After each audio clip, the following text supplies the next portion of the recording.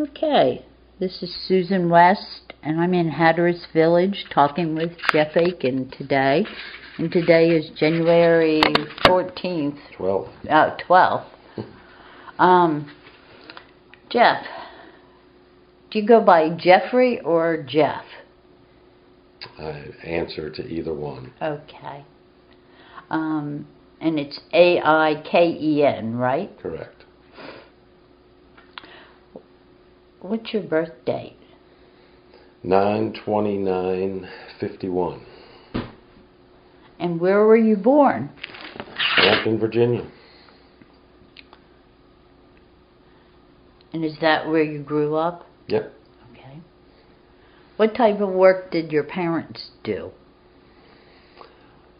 My mother graduated salutatorian of her class from Hampton High School, which are the crabbers, by the way, the Hampton High crabbers. Okay. So it's very coastal, of course. My dad was he worked for the Newport News shipyard. He was a Navy man, and when he got out of the Navy, not too long after that, he ended up working at the shipyard. He was also a ship model maker, and he has ship models in the Smithsonian as well as the Mariners Museum. And, okay. Was he self-taught? Well, he was self-taught, and he had a partnership, and he was an officer of the Ship Model Builders Association, and he worked in the model making department in the shipyard.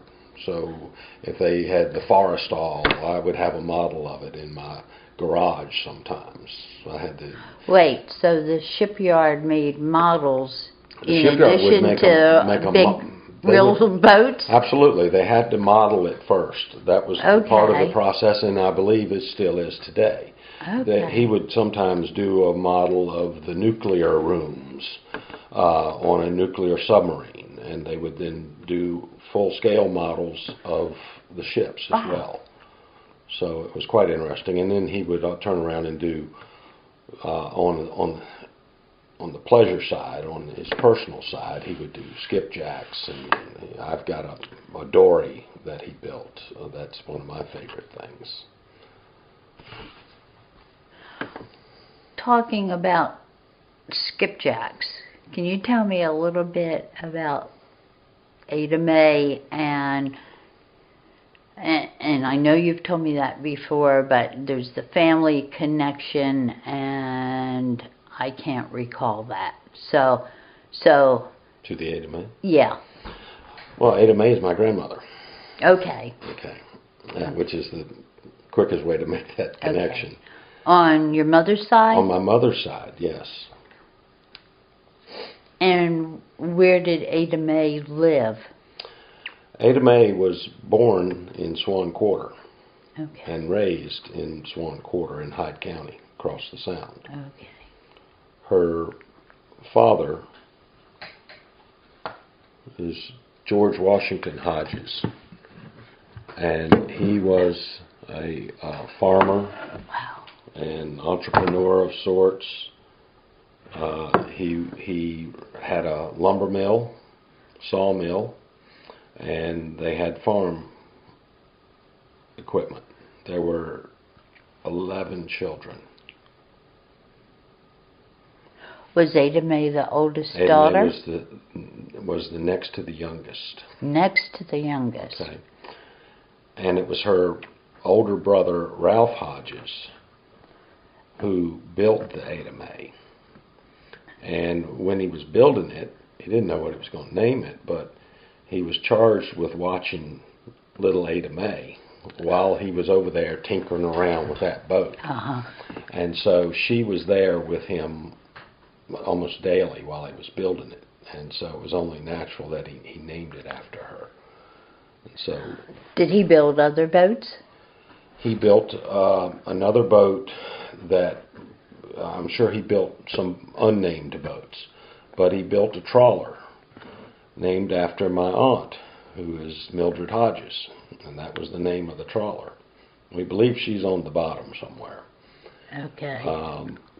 But the Mildred Hodges, everybody in Hyde County was upset that he had named it after my aunt who lived in Virginia at the time. So, what was the story? How did your family reconnect with this boat? Well, the Ada Mae was built in 1915 in Rose Bay, not too far from the lumber mill, sawmill. And of course, the whole village showed up to roll her over into the creek and launch her the day they launched her. And she oystered, or Granny would say arstered. She arstered in the Pamlico Sound until such time that several years it arstered out. And then it was sold up into the Chesapeake. And so the family kind of lost touch with it. And from time to time it would kind of show back up, or they knew who had it here at this point. And then as things would have it over the years, it would change hands again. And at one point it was owned by the brewing company, National Bohemian. Okay. And some people in Maryland will probably remember the toucan type character that was their mascot. Yes. And we have a picture of him on the sail. It was on the sail of the boat at one time. Okay. But National Bohemian used it as a centerpiece for their advertising program. They had it sailing. They had it with this animated toucan running around on the deck. And so, you know, we knew of that. And then again, it fell by the wayside. Ended up on a bank somewhere, like so many skipjacks have. There's a lot of that same kind of history with skipjacks. But it was purchased or taken over by a philanthropist of sorts who made a valiant effort at rebuilding it and putting it back together, and only to once again fall into disrepair. Well, in around about 1990, I think, the North Carolina Maritime Association, which was a historical significance type of group, that they went looking for it. And this is long after the family had lost it, because I went on several trips. My mom and dad and aunt and uncle, we'd get Granny in the back seat and we'd ride up to the eastern shore and look for her. Really? We'd just ride all over and look for her on a Sunday afternoon. And never found her. Well, these guys, lo and behold, found her. And I think the guy that owned it, and it was in terrible shape, but it was floating. And was it still up in Maryland? Up in Maryland, or around the bay? It was still in the bay. Okay. And it was floating, and these guys got him to sell it to him for $1 or whatever for a donation. Okay. And they had to do some major work on the engine, and they got it about halfway down here, and the engine broke, and they had lots of challenges. And anyway, they finally got her to Little Washington, which is pretty close to home back then. And we had a great celebration while my grandmother was still alive, and we all went there, and family showed up, and right there at Evans Seafood, if you know where that is, or used to be, on the water. It's not there anymore. It's in the industrial park now. But the Marine Estuarine Center is there now. And I may not have it's the North Carolina Estuarine Center. I don't have my words right, I'm sure. But you know, they had printed T-shirts and everything, and done a big spiel on her, and everybody was just delighted at the whole thing. And my aunt Zena Mae, who was married to Ralph. Zena Mae. My aunt Zena Mae Hodges was married to Ralph. Zena, like Z-E-N-A? I think it was Z-I-N-N-A. Okay. Zena Mae. Great name. Yeah, Zena Mae. It was Ada Mae and Zena Mae. I think I've got this right. Ralph was about 42 when he married her, and she was 16. Wow. And she tells the story about the boat, and I think I've told you this. And if I'm getting too long-winded, please stop me. But it's I love this. It's just a beautiful story. It is. Janet and I, after one of the Fish Barons balls in New Bern, we stopped in Little Washington to see Zena Mae, and she told us the history of working the boat with Ralph. Oh. And so among other things that they did, besides oystering, they would haul watermelons up to Baltimore. Okay. And so she worked on the boat with Ralph. So I said, well, what do you mean, who hauled watermelons? She said, well, it was me and Ralph. And I said, really? Just the two of you would sail a load of watermelons up to Baltimore? She said, oh, yeah. Ralph knew every merchant, every farmer along the Pamlico Sound and Albemarle Sound, and we'd go there, and the colored folks would load the watermelons, and we would take off and sail up the bay. And I said, well, Zena Mae, I said, well, when did Ralph sleep? He said, oh, he'd say, Zena Mae, hold her to the northwest. I'm going to lay down for a little bit. Wow. And she said, and I'd hold her, and we'd show up there, and her best friend to that day, she was 95 at that time, still called her every day. And it was the merchant's daughter up in Baltimore where they delivered watermelons. Holy cow. So amazing. Just a great story of her as a young girl and him. Just did they have children? Never. Okay. No. So she could go on the boat. Just the two of them, and off they went. She was just there with Ralph. So she was a little tiny thing. That celebration in Little Washington must have been incredible for your grandmother. Oh, for my grandmother and for Zena Mae. Zena Mae brought this podium out that she had used in her Bible class that Ralph had made her.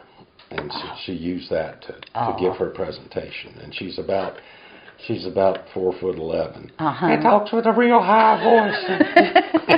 And it was a real treat. We still love it today.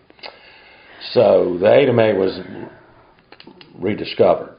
And from there, it went on to be funded at some point by Duke Endowment during some of the repair work that was done. And now it is owned by a separate foundation called Carolina Coastal Classrooms. And that's in New Bern, right? That's in New Bern. Okay. And a man named Ben Bunn runs that operation. You've met him, I believe. He's just great. Yeah.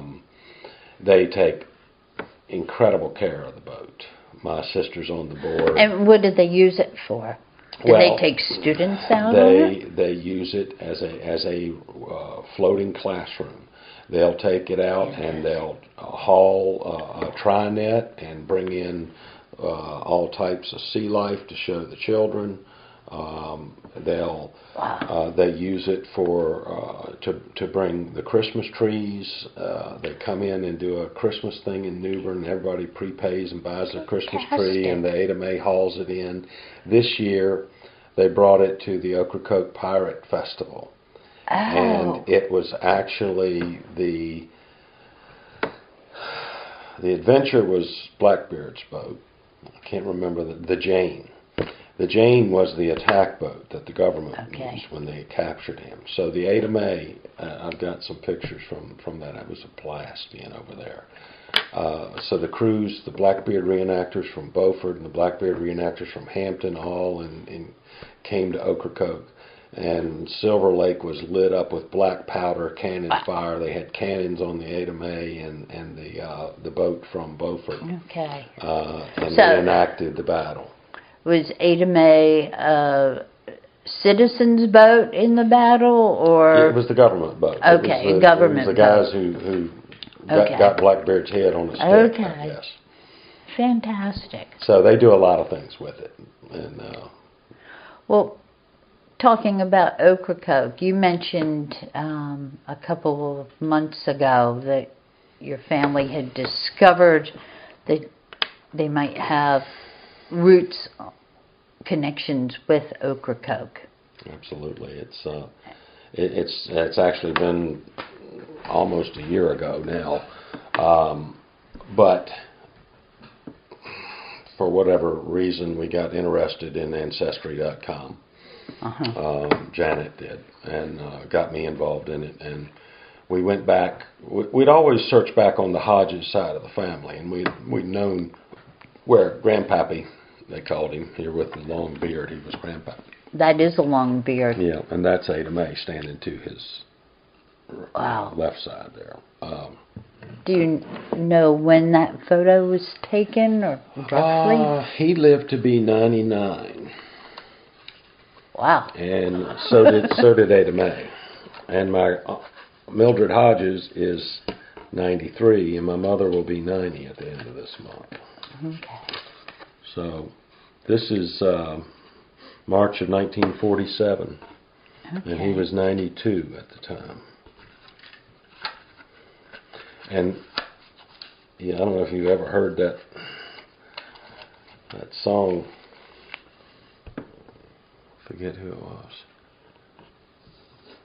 Can't remember the guy's name. He was a great singer, but he wrote a song called "Grandpa wore a coat and tie nearly every day."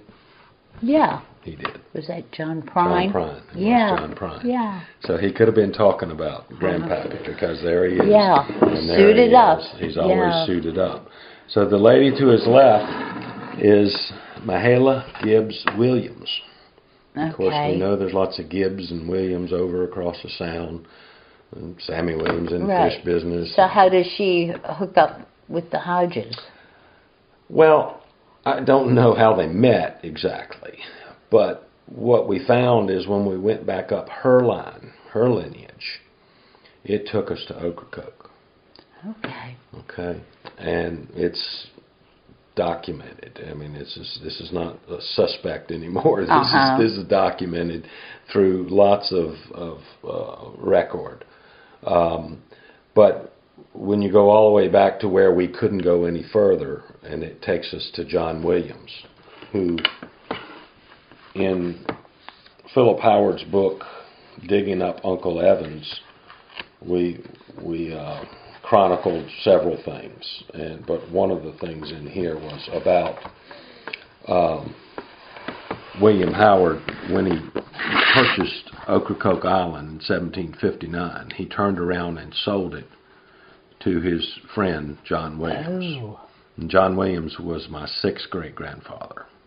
Okay. Okay, so that's how we get the link to the and to Ocracoke and to a little bit of pirate in the blood, because William Howard, of course, we know for sure was Blackbeard's quartermaster from 1717 and 1718. When he was arrested, William Howard was arrested and held in jail in Williamsburg, like so many of the Blackbeard's pirates were. But he wasn't with them, so he wasn't on board the Adventure when they arrested or killed Blackbeard. And so he got a pardon, and he ended up coming back to the area and eventually becomes the Howard that is the forefather of so many Howards there. Yeah. And he owned the island. That's, of course, why we have Howard Street and Howard's Pub, probably. But, and Philip Howard to write a book about this. Okay. So it's pretty well documented and chronicled. One of the other interesting sides was, and this is all traced in the lineage as well, that my 4th great-grandfather was Willis Williams. And he was the first man ever murdered on Ocracoke. And he was murdered by the Justice of the Peace, Jacob Gaskell. Do you know why? Jacob Gaskell.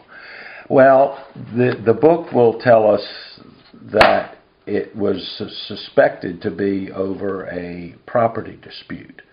Willis Williams was a tavern owner who had some connections back in Hyde County as well, where he wasn't such a popular guy with the law. There were some rumors of underage women in his establishment. He had a tavern, as I said, and that type of thing. So he was a merchant in Ocracoke, and if you know, of course, you know where the the center is in Ocracoke Preservation Society. Mm-hmm. That is the Williams house. That is Okay. one of the Williams descendants in the Okay. Williams family. That's a Williams home.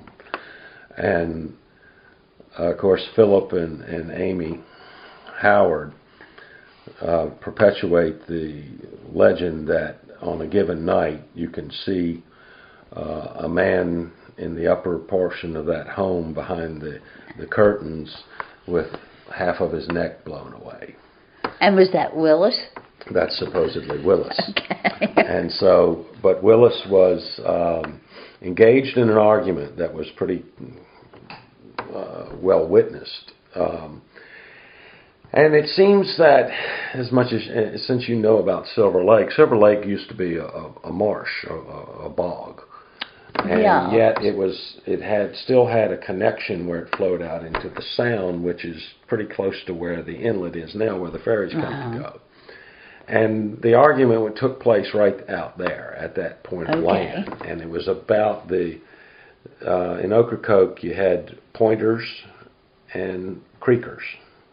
Okay. And the pointers lived on the ocean side, and the creekers lived on the other side. Well, at this point, I believe that Willis was actually a creeker, and the justice of the peace was on the other side, on a pointer. But anyway, the argument went on, and the justice of the peace told a stubborn Willis Williams not to be there when he got back, and he went and got his musket. And Willis was evidently standing there with his hands on his hips, and he shot him right through the neck and killed him instantly. Okay. Interesting story. Oh, yeah. That's good stuff. They hustled him off to, the good old boy system hustled him off to Hyde County to get him a trial over there because he knew he'd never get a fair trial on Ocracoke, evidently. Willis Williams had some people who didn't think too highly of him in Hyde County, but they must have thought pretty well of him in Ocracoke. So he went over there and he was convicted of murder, and or manslaughter maybe. They carved an M in the palm of his hand and sent him back to Ocracoke. Wow.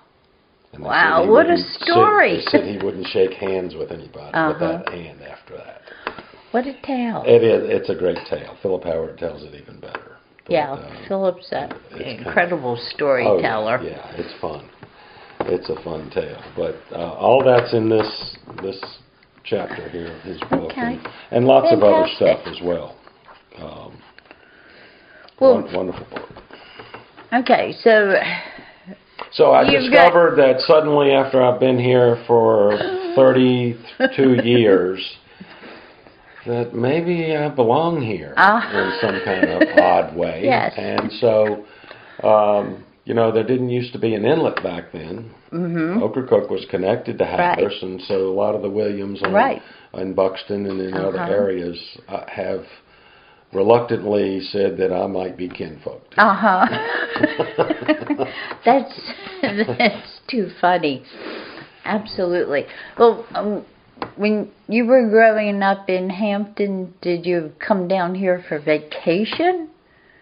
I used to come at a very early age when I was just a little boy, and I'm too young to even remember. I would, of course, be in Belhaven and in Swan Quarter at the farm. And, I remember my brother, my older brother, playing on the top of an old well cover, and it broke, and he fell in the well, and the little black boy came running and said, "Little boy in the water, little boy in the water," and my Ada Mae held my mother's ankles and lowered her down into the well to get him.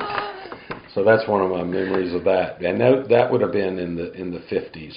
And it was probably, I had to think about it, probably from 1966 forward, I started into the 70s. I was coming to Hatteras, mostly for surfing. And to be with my buddies who were surfing. Not with your parents, not on a family vacation. No, my family never vacationed here. It was never any, in the 60s there weren't many family's vacation Right. here, actually. Yeah. Not nowhere near what we have today. But so no, it wasn't my family. My family brought me back to the homestead over on the other side of the Sound, and it was my friends who brought me down. And here. was it the attraction of, when you heard of Hatteras back then at that time? It was probably in connection with surfing. Absolutely. That was totally. That was why. Surfing and fishing. But okay. mostly surfing. At that, I was in early stages of high school. Okay. So I'd have to ride with somebody who had a license to come down here. But I remember going to the casino. In Nagsat. Oh yeah. Okay. And watching the boys fight and carry on. And my brother played in the band, and he played at the casino. Oh really? Before. Okay. Oh, yeah. Okay. Cool. When did you move here then? I moved here in 1981. And who did you move with, and why did you move here? Well, long story. What happened to me there in between those years is I ended up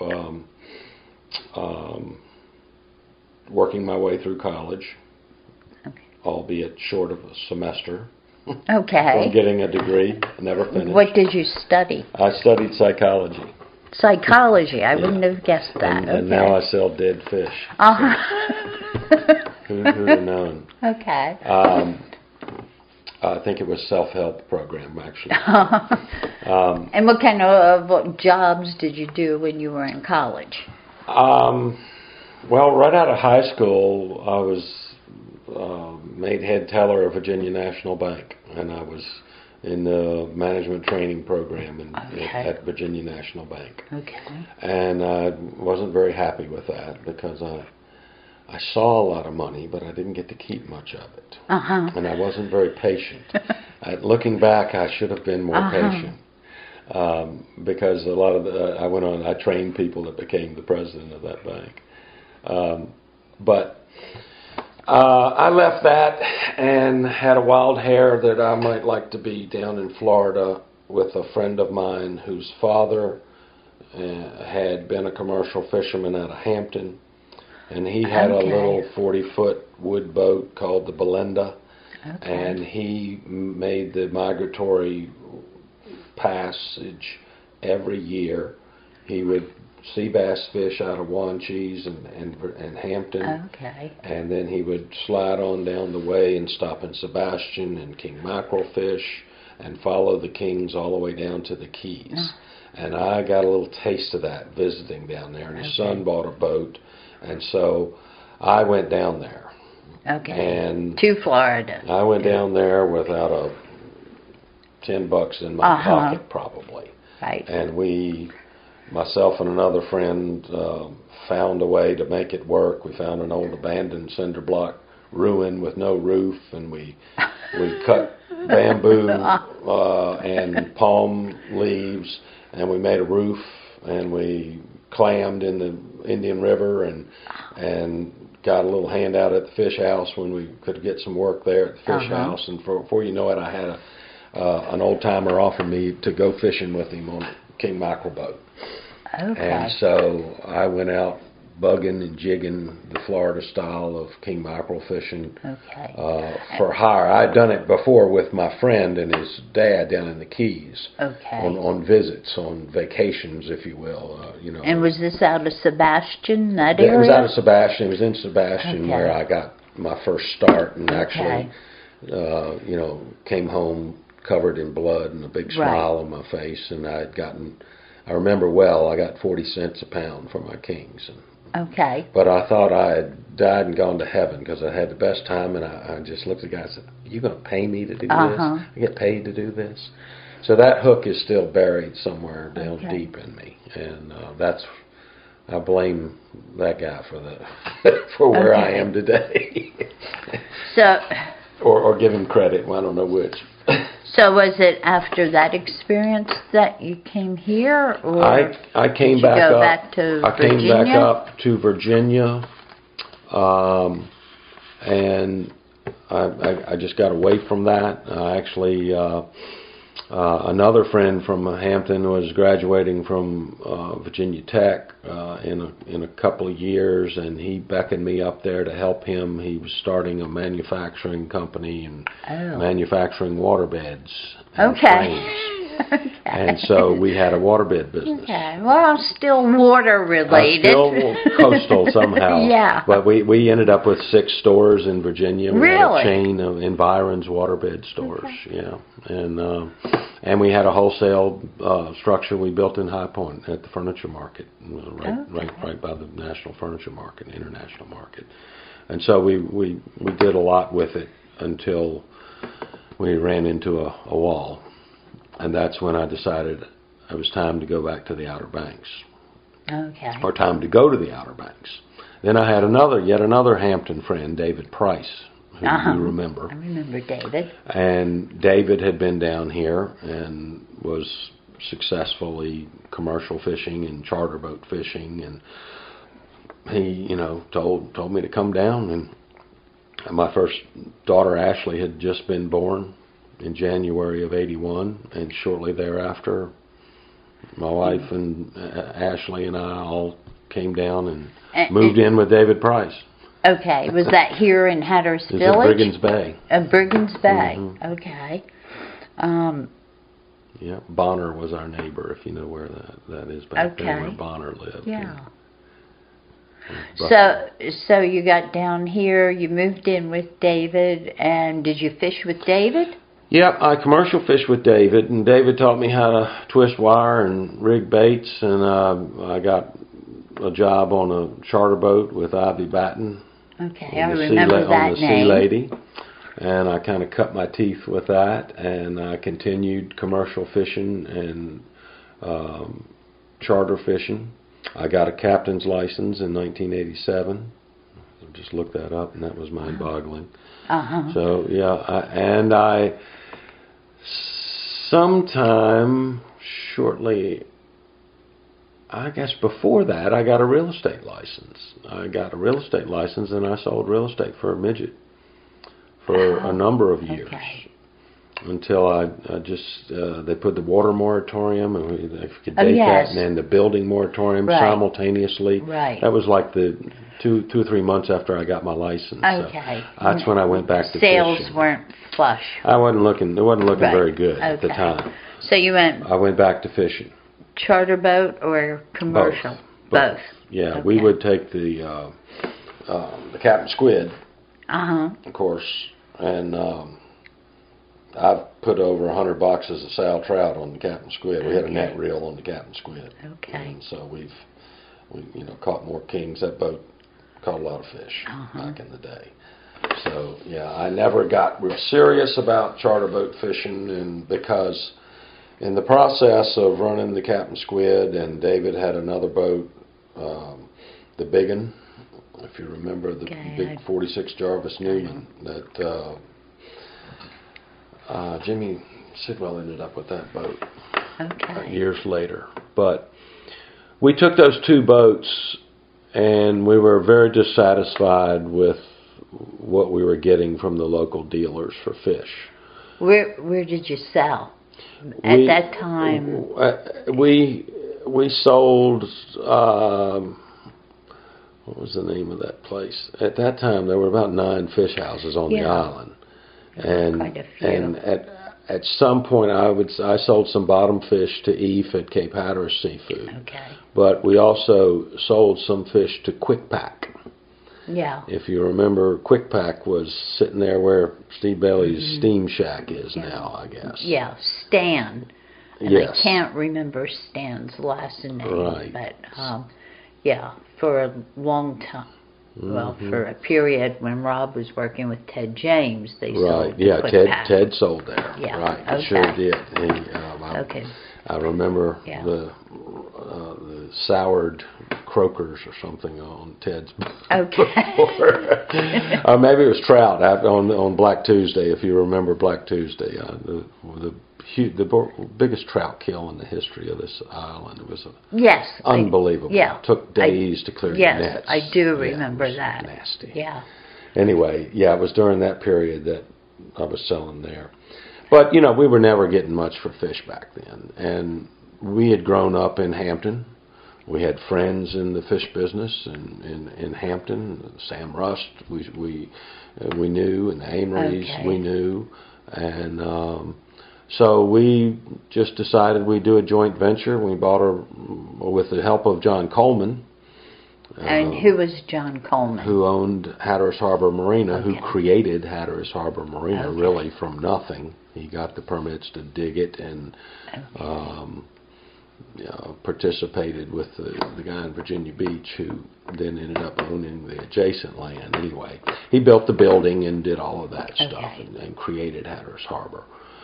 And so since we had the squid belonged to him, he was kind of backing us, and we were friends, and he helped us buy a cold plate Mercedes refrigerated truck, and we hung a scale on the back of it, and when we got home, we packed fish. We'd go fishing all day. We'd come home and pack fish in the parking lot until the wee hours of the morning, and we'd hire a driver to take them to Virginia. And that's how I got started in the fish business. Okay.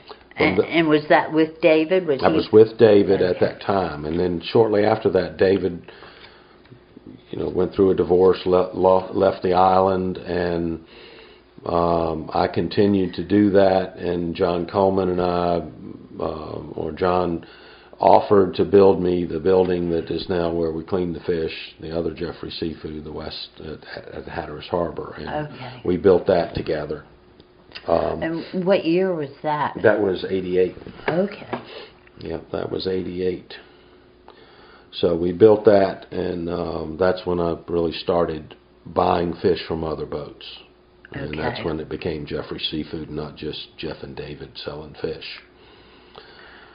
And then when did you had that facility, when did you expand and start buying at the building? And the Quality Seafood is where, when I came to Hatteras, I admitted telling you this, when I came to Hatteras, I worked with David, commercial fishing, but before that was real solid, and David probably had a mate or somebody. I worked at Quality Seafood. Okay. I worked for $5 an hour. Was happy to have it and all the fish I could eat. Right. So a lot of folks left vegetables on our front porch, and I had my first drumfish stew. It was Miss Alice made it. Miss Alice Gray, Junior's wife and Lee's mama. Some memorable days back then when I first came to Hatteras. But yeah, I worked there for $5 an hour. And so that would have been in the early 80s. And then by 88, I had the fish house at Hatteras Harbor.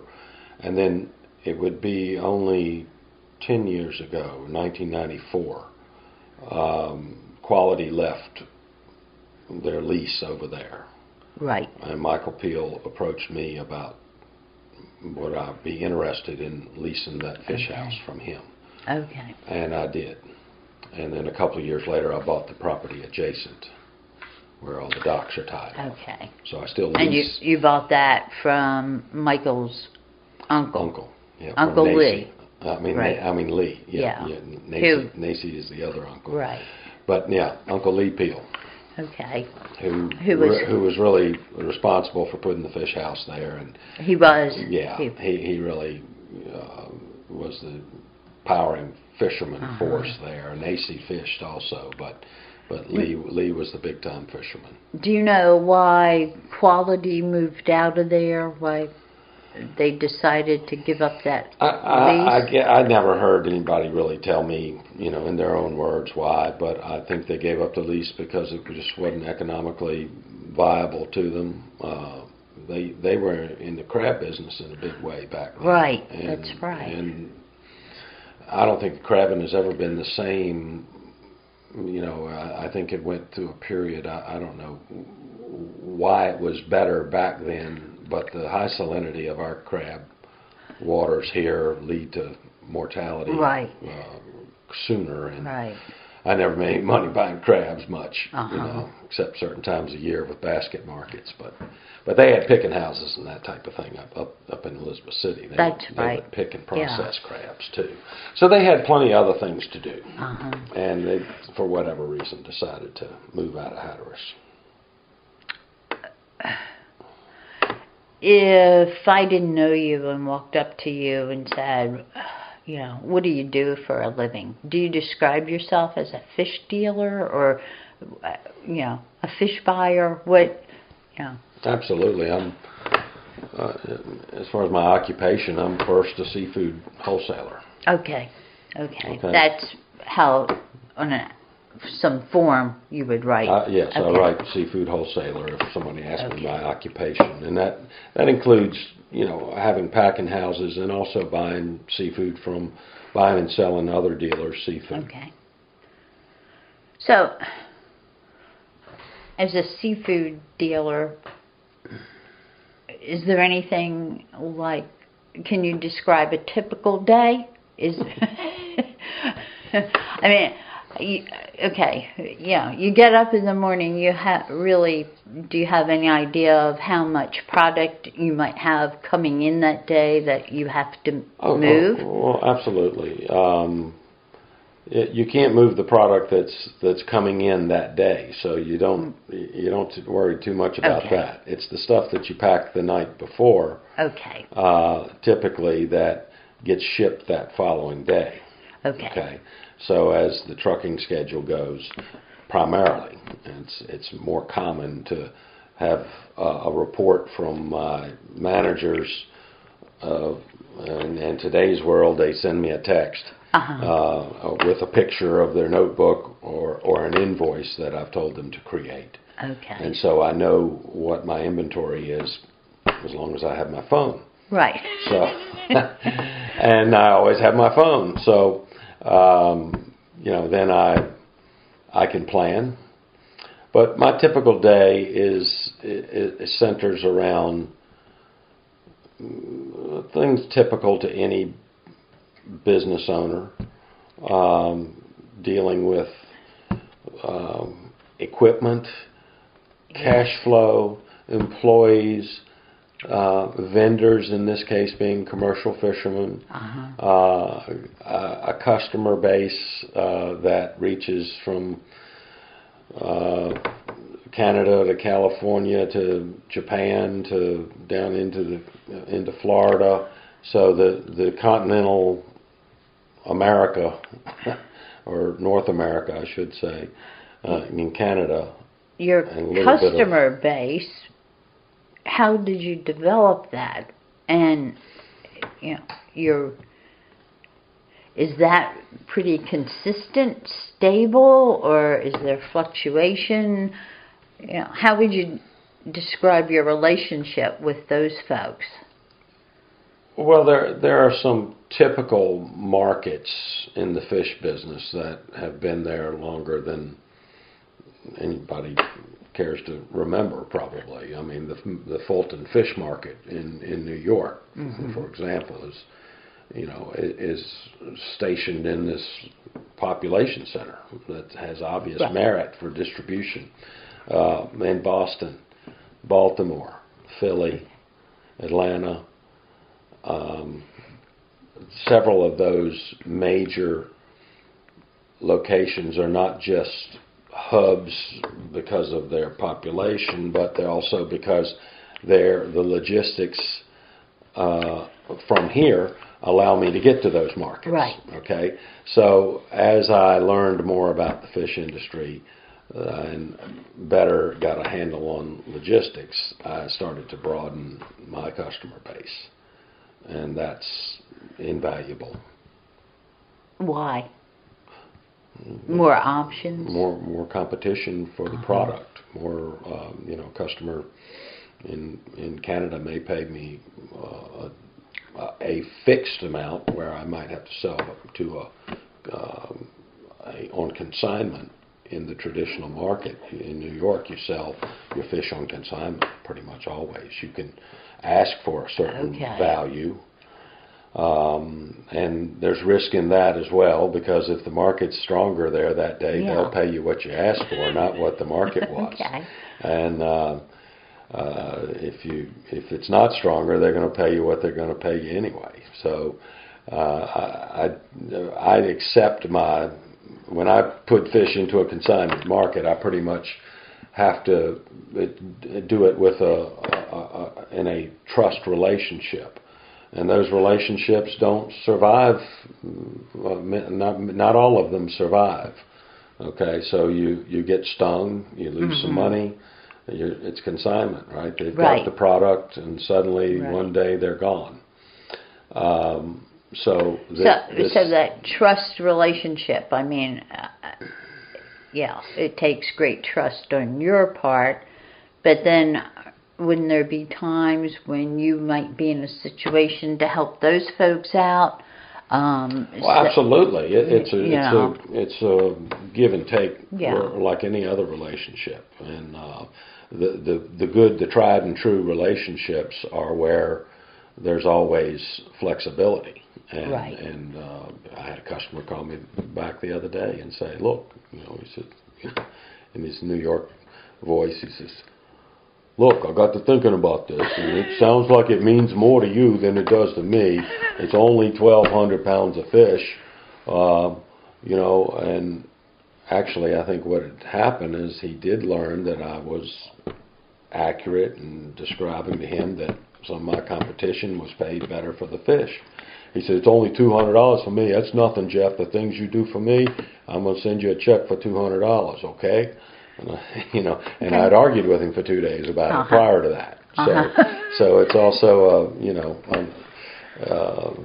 patience, exercise in patience sometimes. So do you just know these people through the telephone? Have you ever met any of them in person? That particular character I've never laid eyes on, and I've been selling him for many years. Some other customers, I've been in their home for Thanksgiving, and they've been in my home for Christmas. Yes. Okay. So, but it's just that kind of flexibility. I mean, I have a lot of customers I've never laid eyes on, but I feel like I would know them if they walked up. Certainly, if they spoke, I would know them. But I think I know what they look like sometimes too. And in these days, you send a picture every now and then too. It's not that uncommon. So, how many fishermen sell to you? Roughly, I know that probably fluctuates too with the season. It fluctuates with, who's really a true, 100% commercial fisherman, and you got charter boat fishermen who become commercial fishermen. If I had to look at the payout last week, I would probably say we paid 15 to 18 fishermen. Okay. Last week. Okay, it's not a big number, but it's an very important number. And the more of those that fish year round, the better off, of course, we are as a business trying to make it pack and fish. Has that number decreased a lot through your career? Well, or does it go back and forth? Well, I think the interesting part is that the number of fish houses has decreased so dramatically. So if you had to look at supporting 9 fish houses back in the day when I was commercial fishing, I think they were doing it with less than 18 boats, or less than 15 boats, and they were struggling. But there was a lot of volume. Right. So back then, you were spreading those fishermen amongst 9 fish houses. And so there had to be a greater number of fishermen. Now the number of fishermen have shrunk, but they also we went several years with just 2 fish houses in Hatteras. Right. And Wanchie's decided to open, and now we have 3. But those numbers can swell when a particular fishery takes off. Take the bluefin fishery. If the Yankee boats show up here, I might have 10 more fishermen, 15. Right. If nothing's going on up above, the Oregon Inlet fleet shows up here to catch kings, those ranks will swell also. Okay. So, as a nucleus, I would probably say I have 10 or 12 solid year-round fishermen. Okay. Okay. Right. Yeah. And then you have fishermen who live on the island who might participate part-time or seasonally. I got a guy who packs fish for me and fishes flounder gill nets during the season. Right. I got a fisherman who manages one of my plants and does the same thing, and he cleans fish for the rest of his income. Yeah. But and then you have transient fishermen at times also. I have fishermen who visit from other fishing villages. Not like it used to be, but we still have them. Can you tell me a little bit about changes in demand for species? Are there any new species that there are markets for now that, say, 10, 15 years ago there weren't? Oh, absolutely. I mean, the dogfish fishery is kicked off here in January 1. And been given some new inspiration by the powers that regulate it. Right. We have a greater quota available. I'll just be polite and say we have an assessment, a stock assessment that has dictated that we can now catch more of these fish. By the same token, we also are seeing that this increase in the biomass of spiny dogfish is also taking its toll on the gray trout again and on other species that are because the dogfish predator fish. Okay. So a lot of differing opinions about how to manage that properly, but nonetheless, that. And I would have said I should have. I have to go back and rethink that because we started out getting 4 cents a pound for dogfish. We went up to the boat price. Okay. And it was nothing to have 10,000 pounds on any boat. Sometimes 30,000 pounds on a big boat. That was in the heyday when we first created a market. Now, prior to that, this fish had no food value whatsoever.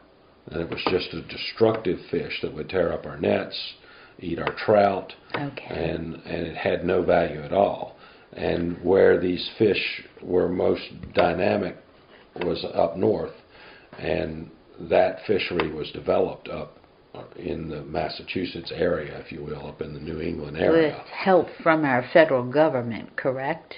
Weren't they instrumental in a push for use of underutilized species? I'm not sure how much so in that particular instance. I wasn't involved in it, but if you say so, you're probably more accurate than I am about it, and they may very well have been. But those markets were not developed domestically, though, which would lead me to wonder if they were all that involved, because it was an international market, and it's still today an international market for that product. Now, what we'd like to see them do is get involved in a bigger way, and I think there are efforts underway to do that. When I spoke with the number one buyer of dogfish the other day, he was coming from a dogfish committee meeting. Previous to that, a month earlier, he was in Charleston, South Carolina at a chef's convention displaying dogfish. Louis Daniel, the director of North Carolina Fisheries, told me that he was at a meeting speaking to people about underutilized dogfish fillets and trying to get markets to use them domestically. Have you ever eaten dogfish? I'm sad to say I haven't. Neither have I. I'm sorry to say that I have better choices, I think. But I would be very happy to eat some. And I probably have tasted it and don't recall it. Yeah. But I know it's a good fish. It's a decent fish. It's used as fish and chips in the pubs in London and whatnot. And it's obviously a fish that people eat a lot of it. So that's one fish that has went from 4 cents to about 18 cents. And now it's back down to 10 cents because we have some pressure from the European fishermen are now catching them in Spain, and they don't have the freight concerns that we have. Sure. It costs a huge amount of money to send a container of fresh fish over to Europe. So that price has dropped again and seems to be fairly stable, although last year it was terrible. The freezers were full, and now this year they're not. They need to fill their freezers, and they have orders for frozen. So it's an optimistic outlook, except for the infrastructure issues I mentioned before, which is what happens anytime we get this massive regulation of a heretofore underutilized species. Then the infrastructure is destroyed and has to rebuild. So tell me other fish, though. How about ribbon fish? Well, you brought that to the seafood throwdown day at the docks, and I'd say there was probably 150 people watching that, and I'm sure most, if not all of them, had never tasted ribbon fish. Yeah. Where do those most fish of them go? Have not even seen them. Yeah. Those fish are used primarily by the Asian market. Okay. They have been readily caught in southern waters. Florida, for example, has always had a ribbon fish fishery. Now, interesting to you probably today, they're still catching ribbon fish big time out of Oregon Inlet. Really? Yes, they are. There's a directed fishery going on, and they are still catching them up there. Okay. Now, I thought, when they left here, we'd seen the end of it, but they're evidently deep in water that's warm enough down deep to keep them there, and it's a sign of the times of the perhaps changing water temperatures. It's a slow process, though. You look at the dogfish invasion here in January. It's right on time. It's pretty typical. But those ribbon fish haven't been part of our fishery out of North Carolina like they are making themselves known to be now. So there probably is some sort of change. Yeah, there's some level. There's some dynamics there that are going on that is beyond probably most. Certainly a layman like me, and probably most scientists as well. Exactly. Are there any other species that there are new markets or new interest in? Well, I just look at one big change, a species like a false albacore. If you remember, Rob fished for him for a nickel a pound, and I did too. And now they're pretty consistently 60 cents a pound. Okay, and that's a little better than the inflation rate, I think. But king mackerels also, you heard me say I caught them for 40 cents in the 70s, of course, and now they're $3 and $4 at the top of the market. So, is running your business today more difficult than when you first started out? Less difficult? The same? Maybe different challenges, but same level of difficulty? I've made it different. We don't have the volume. Okay.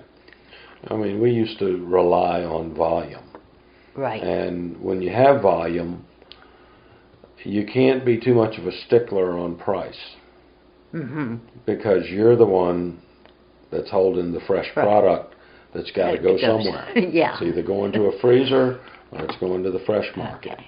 So the buyer becomes... and there really aren't too many secrets in this business, are there? I mean... It's the second oldest business in the world. Remember that. Yeah.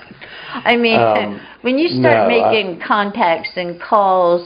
Absolutely. Don't you think that the person on the other end of the phone has a sense of the situation? A decent buyer anywhere on the eastern seaboard knows every little fish house up and down the coast. Okay, and they know the strong players and the weak players. Okay. They know where they can get the deal from and where they can't. Right. They know where the guy likes to do it the easy way and where the other guy works a little harder at marketing. Okay, and so those things are changing all the time too now. Those dynamics are different because I can remember the day when I would just, what am I going to do with all of these croakers? Everybody's got them, and what am I going to, I'm just, I'll get rid of them. You know? But then it was a buyer's market. And you'd get a call back and say, most I can pay you for them is 15 cents. And you'd say, well, how can I do that? I got to pay the boat 5 cents, and I got to make at least 5 cents, and the trucking is in there. What? Yeah. You got to be kidding me. So it's gone from that, and then you go to the freezer. So then you have to tie up a bunch of money. So the market has changed because the volume has changed because, 9 fish houses with 10 boats apiece were 90 fishermen. Right. 3 fish houses with 15 is half the fishermen. Right. So we have reduced effort, and a lot of scientists like to say, well, you got reduced landings. We got reduced effort. But that reduced effort has driven. And inflation and everything else, and trucking cost and fuel prices. Don't get me started on fuel prices, but they all contribute to making fish more valuable. Absolutely. You mentioned freezer. So if you have fish that you can't move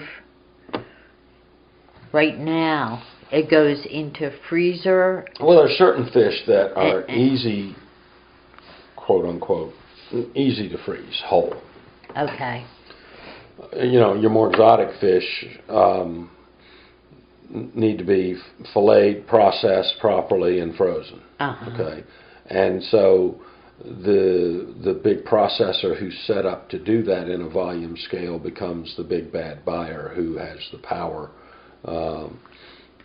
Flounders, for example, freeze wonderfully, but you don't freeze them whole. You cut them and freeze flounder fillets. And when there's too many flounders around, that's the guy who wins, typically, because unless you're a processor and set up to do that yourself, which most small fish dealers aren't set up for that. Now, I have farmed out that job, that work, and I've farmed out the freezer work because I don't have a freezer big enough to take care of that. So you have to pay a man to package and freeze whole, or package and fillet and do all that. So we're just adding value and cost to the product and speculating on the market changing and turning, and then selling it at a margin where you can recover those costs and hopefully a little bit of profit. It's not a gold mine to be in the freezer business, I don't believe. What do you think about the future for fish houses? That's a good question.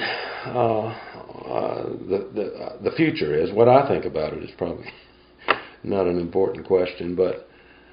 Well, what is the future? Well, I think I can answer the first question, which is what do I think? And certainly, if my crystal ball was working, I probably wouldn't be sitting here having this interview. I'd be under a palm tree somewhere. Right. I would have bought Apple at $1 or something. Anyway, So, in as much as my crystal ball isn't worth a darn, I would say that I think that there's always going to be a market for wild-caught, fresh, domestic seafood. Okay. Absolutely. I don't think I think it's always going to be here. I think we have enough people like yourself and other advocates for wild seafood and other sources of information, taking a look at what we're really eating with imported product and what we don't know about it, and farm-raised product, and the negative connotations there have all served to sort of give me that positive outlook that we're always going to have this market. And I think it will survive primarily based on the fact that the value of it will increase from the consumer, from the knowledgeable consumer. Okay. As it does for anything. You know, the more knowledge is power, and the consumer will spend more to get what they think is a healthy product. And that will keep the fishing industry going. Okay. I firmly believe that. I hope I'm right. I just really have one last question. When you first moved to Hatteras Island, did you intend to stay here?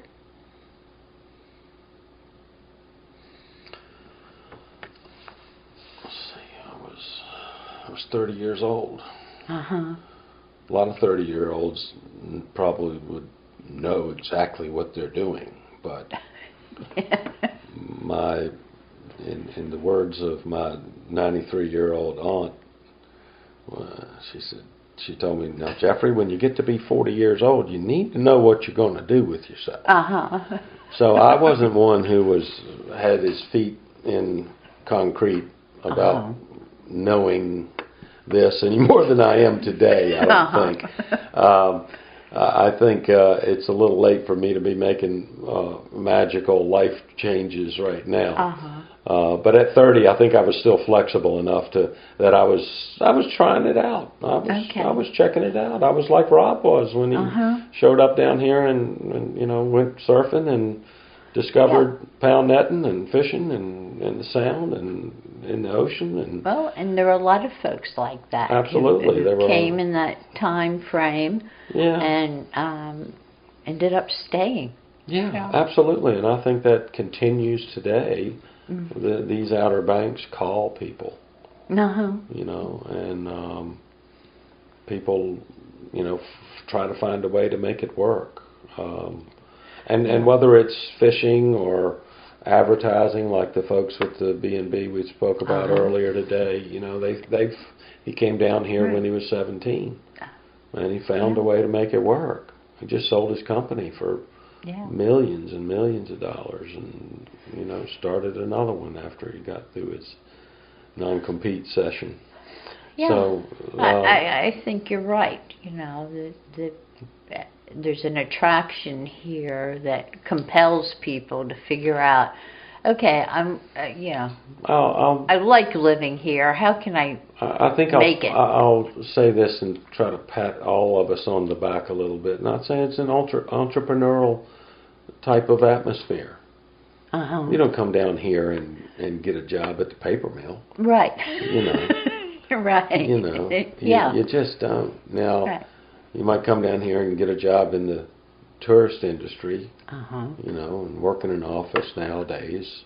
That's evolved. And some of the advertising has evolved from that. But, the people in fishing are adventurous. You're not. If you're not an adventurist and an entrepreneur, you're not going to step on a boat to go make your living, I don't think. You're probably right. I mean, thinking about it, probably takes a certain mindset to be willing to accept that risk, but also that adventure and that excitement. Yeah, and that's rewarding. Yeah. That's the reward side. You know, it doesn't even have to be too big of a financial reward. It's just it's rewarding to get out there and watch the sun come up and see it set and make your day and feel good about what you've done. Well, that was pretty much my last question. Is there anything else you'd like to share before I shut off the recorder? I don't think so. I thought you've covered all the bases, and certainly I've given you a long wound your recorder up. Great stories. Thank you, Jeff. You're welcome. Thank you, Sue.